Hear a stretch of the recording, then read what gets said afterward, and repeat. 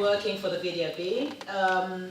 My job is placement and recruitment, and also mediation and coaching of people seeking employment. My specific focus is newcomers, so people who've just come in from all over the world, all nationalities. Their main, since I work in a Flemish sector, one of the main common factor that they share is language, that they have a problem with the language. I train them, help them. Those who need reorientation, I help them, I advise them, and I get them the job that they deserve, or the job that they would most like to have. I've always been green. I think I'm through and through green.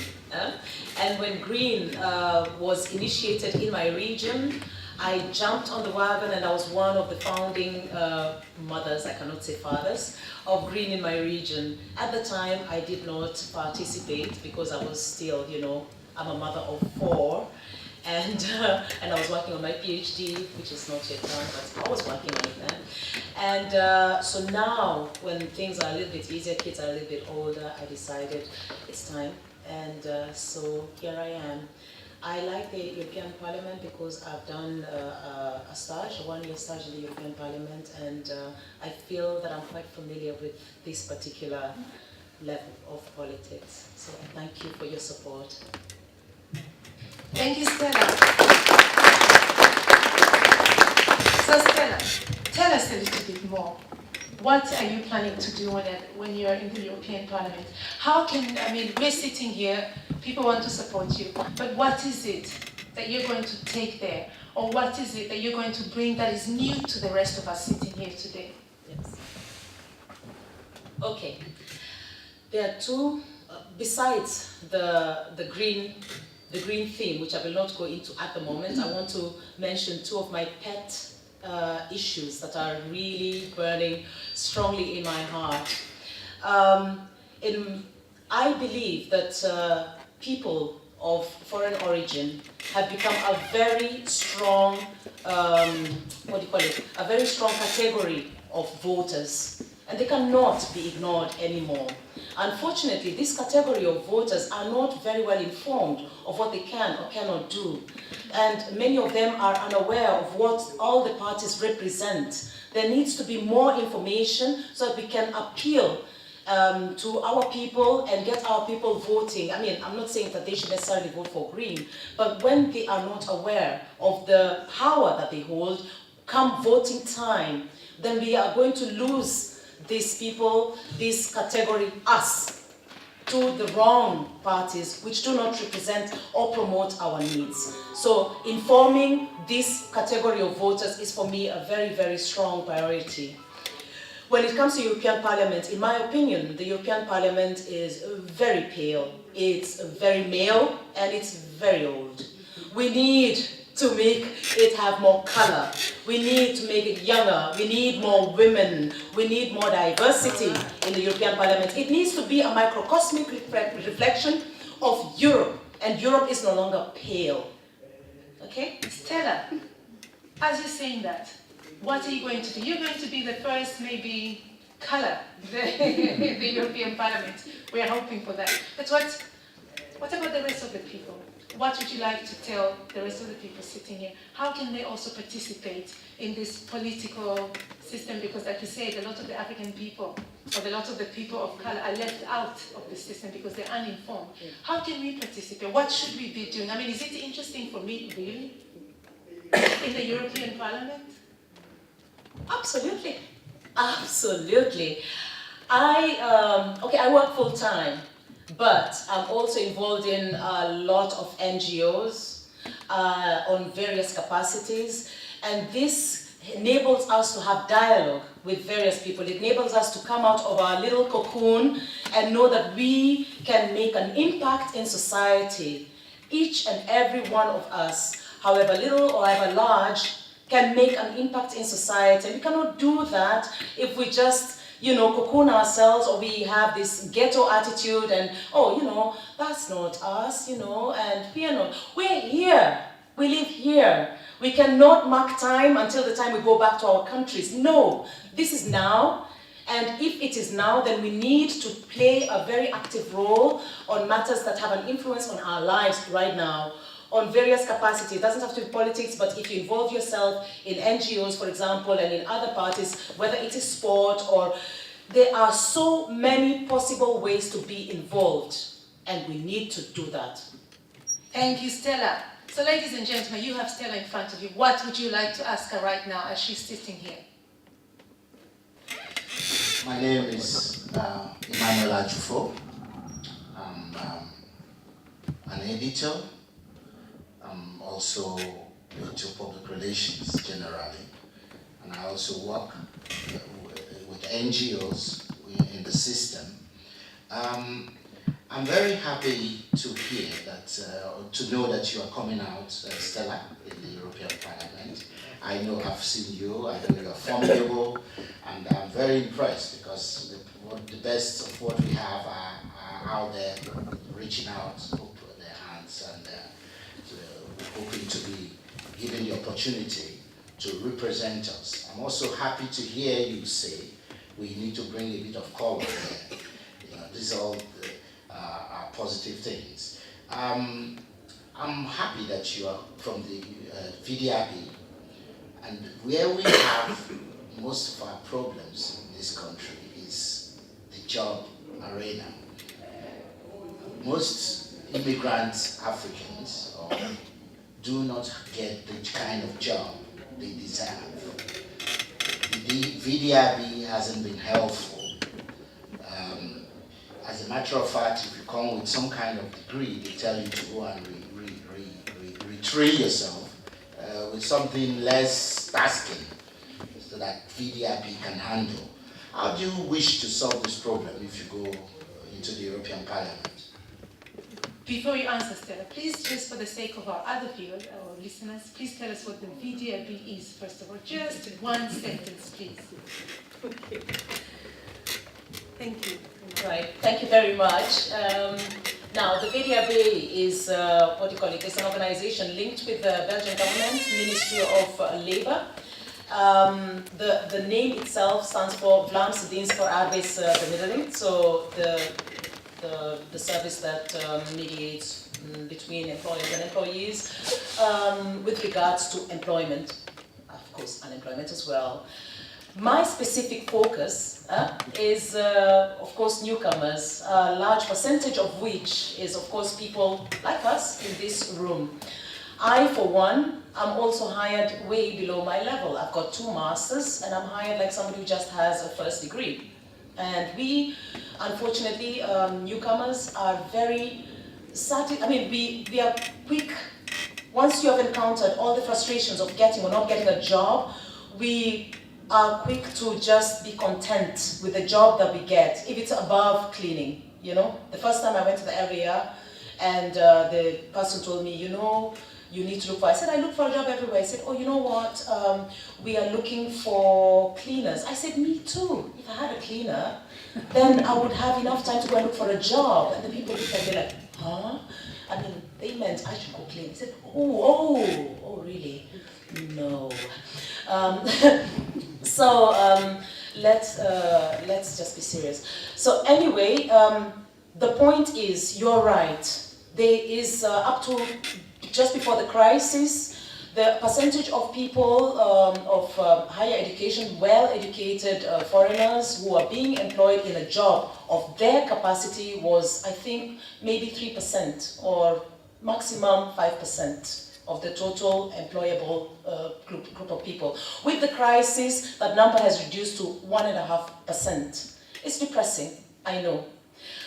We are trying to change the system. For example, in the level that I work with the newcomers, to make our retraining or awareness building, capacity building of highly educated people. Very specific to them. They are not just clumped up together, you unemployed people, you know. We have slowly identified that there is a difference between, the problems that are encountered by low educated people, so virtually illiterates, and highly educated people, in some level are quite similar, and they both require attention. So we need to address this very well. One last thing. We, at least at the moment, I'm in various work groups which are vying for equality and fairness in education and employment, and that means we should pay particular attention in the intake. So in Flemish we say the instroom. So all the the testing that is needed to place people in employment or in education. We need to pay attention throughout the career, what we say in Flemish, the doorstroom. So throughout your career, people need to have job coaching, people need to have mediation, people need to have advice. We don't know the culture here, and we need to have a coach who can advise people so that they can grow in a positive way through their career. But also uitstroom, how they get out of their career. We need to support our people so that they can have equality and fairness throughout their career. When they get in, when they are in it, how they evolve through, whether it is horizontally or vertically, and when they get out. So that everybody has got an equal chance, a fair chance for each and every person. This is in process. This is what I would fight for. Thank you, Stella. Please give her a hand. A last one. Okay. Well, it's nice to hear that you have it all planned from the point of view of Belgium. But how can this help? How can being in the European Parliament help us locally to fight this problem? Because I'm very concerned, because we've had seminars on this at different levels. We keep talking about them for ages. And it's really time we take it to a higher body. The local government is not giving us satisfaction. I'm now talking as an immigrant African. So I'm glad you guys are going there, and you should really take this up over there. So how do you think you can present this and make a difference? Have you given it a thought? Because it needs a lot of articulation before you can to make a difference here. But if you succeed, you are going to make a lot of people on our level happy. All right. So, Stella, you might respond to that for 2 words. Otherwise, we will open the debate a bit later once we've introduced the other speakers as well, and we can carry on. Yeah. What would you like to do? 2 words. 2 words, and then we open to introduce everybody The 2 else. words don't finish it. They just start it off. Yes. Okay. Go on then. Just 2 words, and then we move on. Thank you. Okay. It's a very complex statement what you say, but as you point, very obviously observed, Belgium, just like most European countries, the regional politics is very parochial. It's very short-sighted and very closed to a particular region. People almost don't see the next village. Europe has kind of put people out of that parochialism, but it's still Europe. Not Europe, sorry, the EU, so the EU in Brussels. But Europe opens it up again to the world. So we start to have completely other glasses in looking at the same perspective. We can no longer argue on this parochial level. At the moment, I chose for the European Parliament because I cannot abide by the parochialism in my region, much as I respect that as my starting point, without which I would not be here. But we need to have both. We need the regional, which is the starting point, the grassroots, and we need Europe, which will open up the boundaries and get us talking with people of similar thought and similar ideas from completely different other parts of the globe. We need the two. Thank you. Thank you, Stella. There is one more question for you. And then we'll open the debate and then we'll move on to the next speaker. And our guest of honor has arrived as well, so I'll ask him to say a few words in 2 minutes. But we'll take the last question, please, for Stella.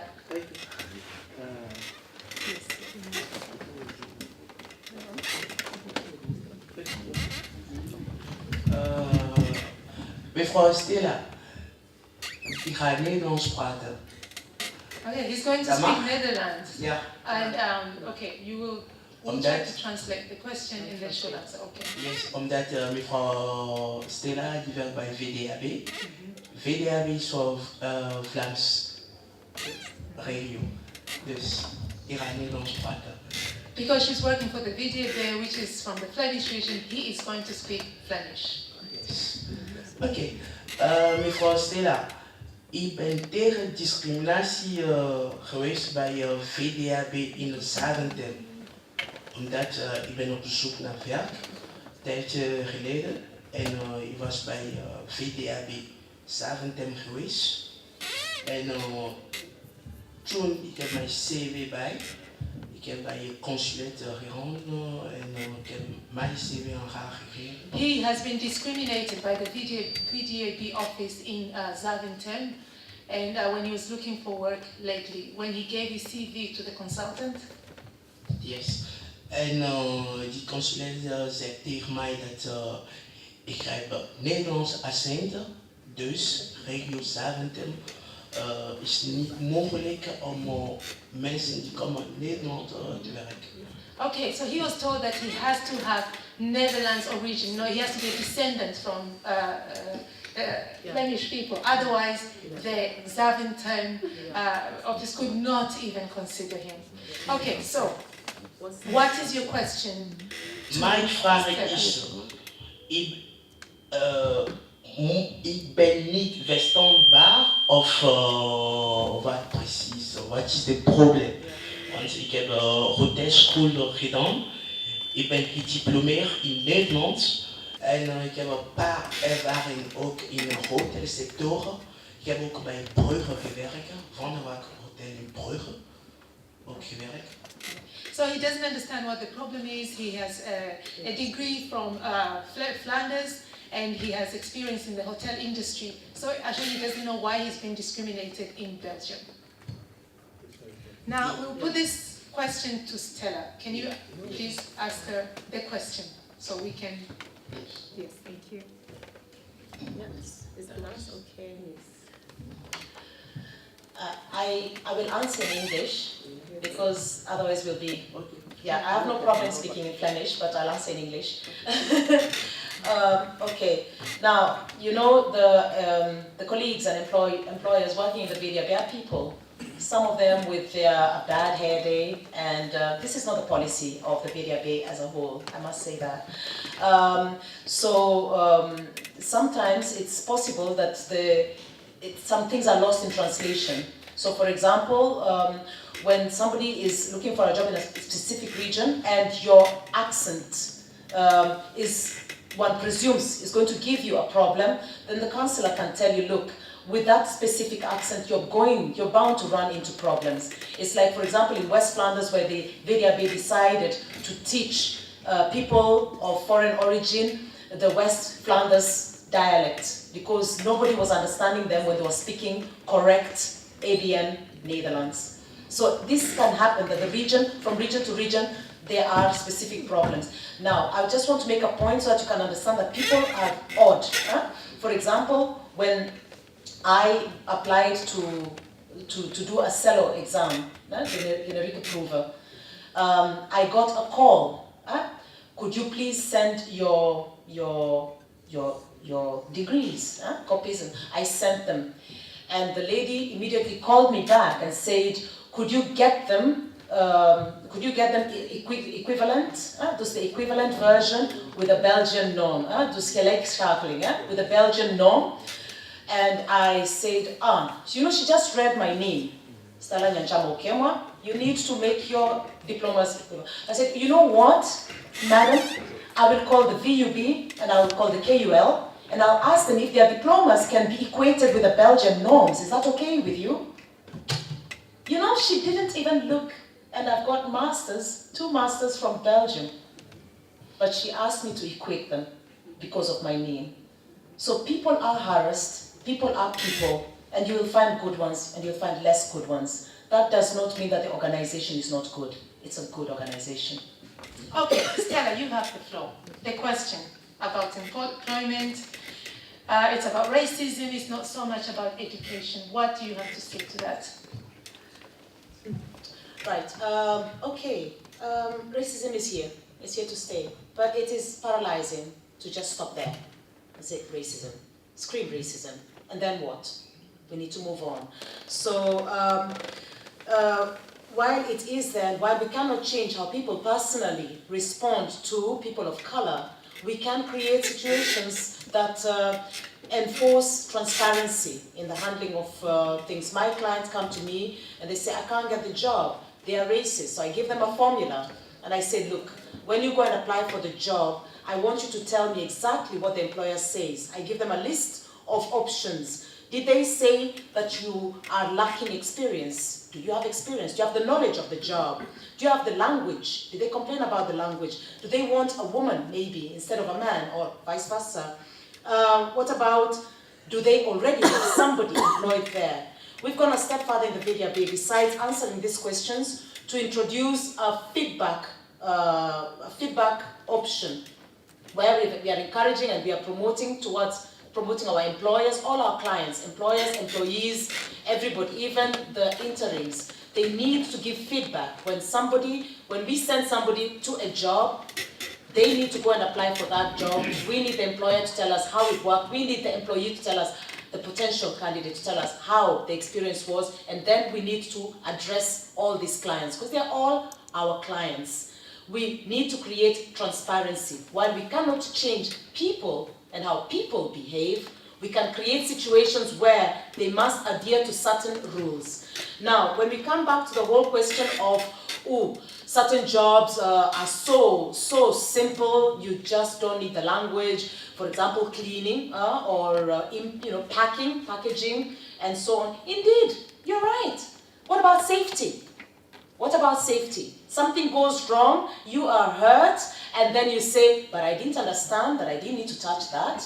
Nobody told me. Who's going to pay? It's become a headache, and the insurance people are like, if you know your client is not, if you're not confident that your client has understood you, then you cannot have this client employed. These are rules that have come up not because of language per se, but because of who is going to pay, who is liable. Are the safety measures truly understood? If you're not clear in your language, how can you make it very clear to the employer, I have understood, I really have understood you? There has to be certain basic, level of understanding of the language. But here again, the VDAB is coming to the rescue, because we have got Netherlands on the work floor. So we have a VDAB counselor from the language school working hand in hand with you. This is a product to help our clients and make sure that there is some understanding between the employer and the employee to enable certain things like, for example, understanding the basics about security and safety and all these are very clear, that they can move on and just get on to do the job. So things are being done. There are certain changes, but they cannot change overnight. There are steps being taken to create transparency and to create goodwill in the job sector.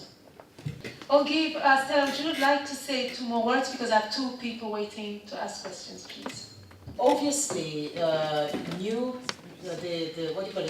energy, the greener energy, while being expensive to produce, is also very labor intensive. And it is in this way that perhaps the Green Party can kill 2 birds with 1 rock. It is in the production of the green energy that we can encourage the creation of new and alternative forms of jobs. That is one way. And also, one would, of course, expect there to be a transition. You cannot just jump from one to the other.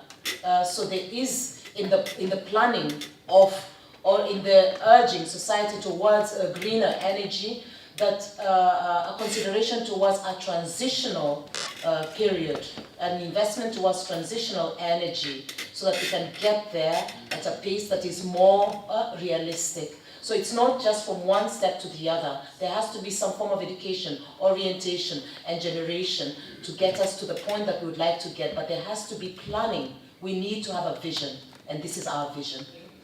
I will reiterate what my colleague here mentioned, and that is choice. Choice. A running theme with the Greens is, equality, fairness, equal opportunity, mutual respect. All comes down again to choice. We cannot have it all. If we have said that we are living in a society that is not governed by religion, that is governed by democracy, that is governed by, you know, worldviews that are beyond a specific religion and a specific authoritarian way of doing things, and we must at the same time acknowledge that people have a right. They have a right to choose. They have a right to be different. They have a right for laws that protect each and every one of us for the good of the whole society. We cannot start to be very, what do you call it, specific to, unique needs of the people. No, our society is there to serve the needs of a majority of the people for the majority of the time. So we call for transparency, we call for fairness, we call for laws that are that enable us to exist without having to impinge upon the rights and the needs of anybody who is perhaps touting views and ideas and beliefs and needs and values that are not necessarily what we ourselves believe in. This is Green. This is what Green is fighting for. Thank you.